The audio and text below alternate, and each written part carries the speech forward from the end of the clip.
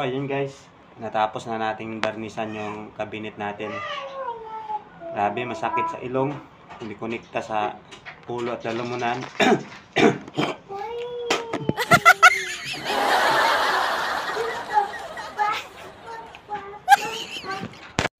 Gumawa ako ng kabinet na ang materyales ay kinuha ko lang sa binit-binit.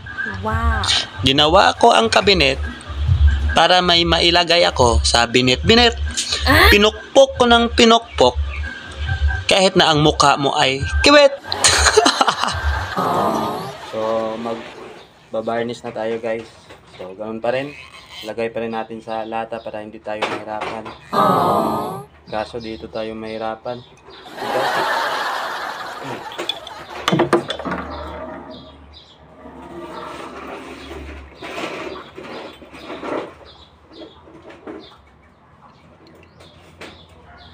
So, tara, simulan na natin.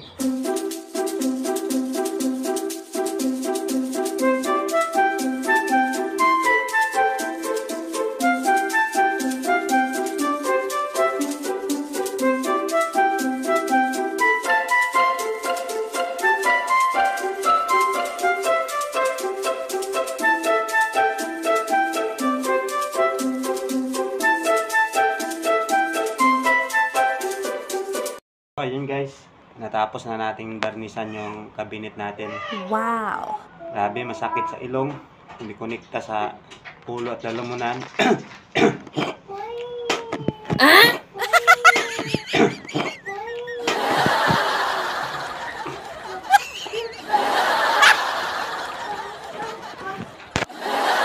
So ayun na nga guys. Naligo na lang ako. Pasensya na po, sorry. Pasintabi na lang po sa nanonood. Kung yung naka-face mask pala ako, kalimutan ko. Tulit ulit. So, ito na guys, tapos na yung cabinet natin. Ipakita ko na lang sa inyo. So, ito na siya guys, Wow. di ba? Hindi halata na sa tabi-tabi lang nakuha yung mga materyales. Ayan. So, gumawa din ako ng hawakan na kahoy guys. Para tipid, walang gastos. Ayan. Ayan yung nasa loob niya guys. Wow. Gumawa ko ng isang division lang. Ayan, para malawak ko, diba? Yung itong cabinet guys, ilalagay ko to sa kwarto ko. So, patuyuin ko lang ng konti. O pasingawin yung amoy para bago ilagay sa kwarto. So, ito na siya guys. Nalagay na natin sa ating munting kwarto. O, ayan, di ba? Bali, nilagyan ko rin ng lock dito guys. So, pwede mong patungan dito ng mga gamit nyo.